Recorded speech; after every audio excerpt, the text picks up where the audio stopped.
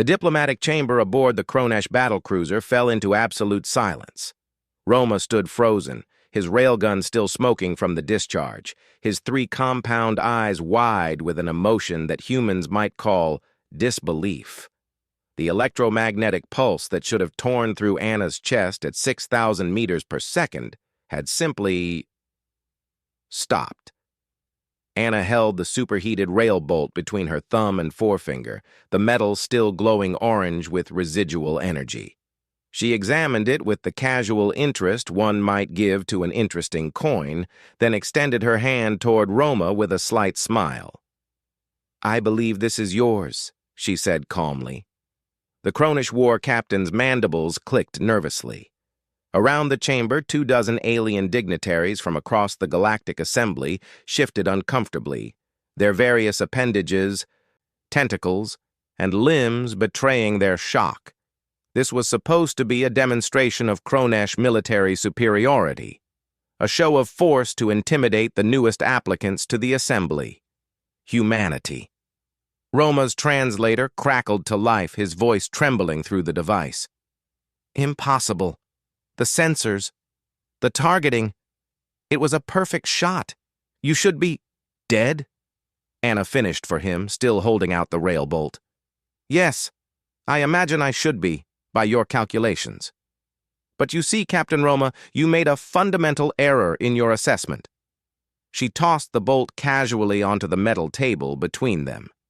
It clattered and rolled, leaving small scorch marks on the polished surface. Ambassador Thelix of the Crystalline Collective spoke up, his translucent body refracting the chamber's lights into rainbow patterns. "Explain yourself, human." "No biological entity can react faster than electromagnetic propulsion. It defies physics."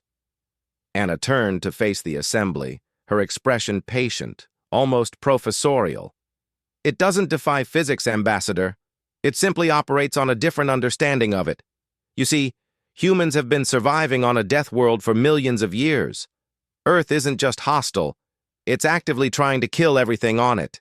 Predators, prey, natural disasters, diseases that evolve faster than we can cure them."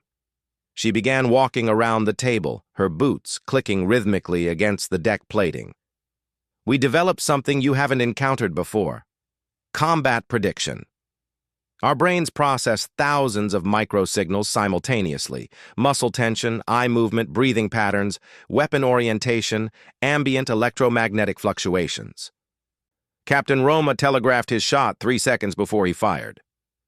Roma's carapace darkened, a Kronesh flush of embarrassment. 3 seconds? Preposterous. I gave no indication. The shot was spontaneous as ordered by the testing protocol. "Your second left finger twitched twice," Anna said, demonstrating the motion. "Your breathing rate increased by 14%. Your primary eye dilated slightly.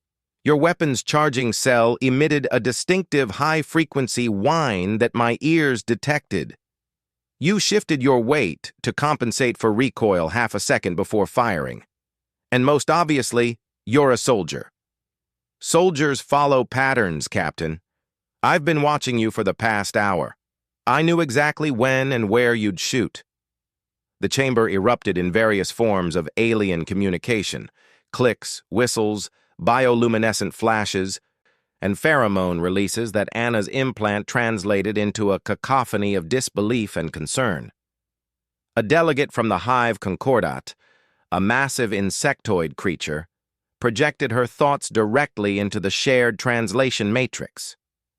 "If this is true, then humans possess a threat assessment capability that exceeds our most advanced AI prediction models. This changes everything."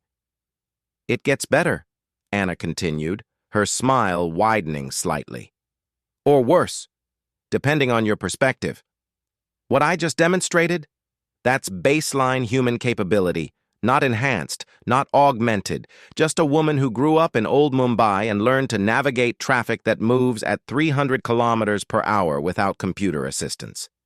Give me a neural link, combat stims, or even just a good cup of coffee, and I could have caught that Railbolt and thrown it back hard enough to punch through your hull plating." Roma's weapon clattered to the floor. His translator captured the full weight of his words.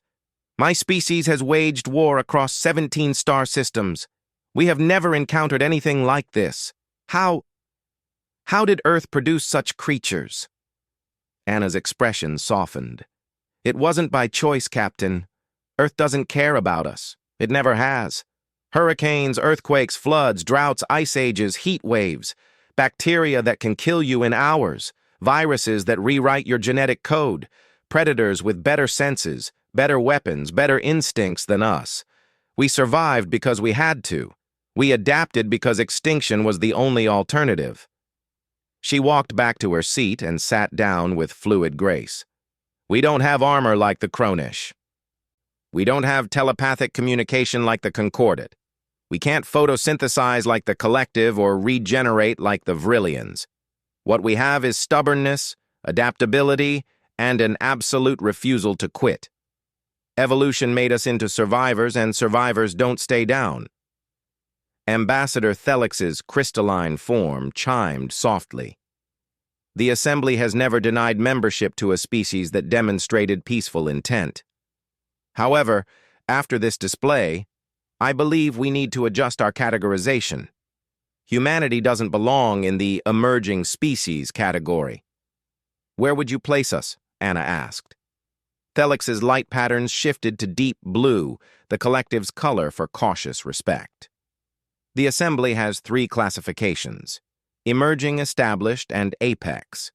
In 10,000 years of galactic history, only 2 species have earned apex status through pure biological capability alone. He paused, his form flickering. I move that we recognize humanity as the 3rd. The chamber filled with affirming signals from every delegation. Even Roma, recovering his composure, clicked his mandibles in agreement. Anna stood, representing Earth and all its stubborn, adaptable, impossible survivors. The human race accepts this honor, Ambassador. We look forward to peaceful cooperation with the Galactic Assembly. As she walked toward the exit, Roma called out behind her. Ambassador Anna, would all humans have caught that bolt? She glanced back, her smile genuine now. No, Captain, but they'd all have tried. The door hissed shut behind her, leaving the galaxy's finest warriors and thinkers to contemplate what it truly meant when a species refused to accept the concept of impossible.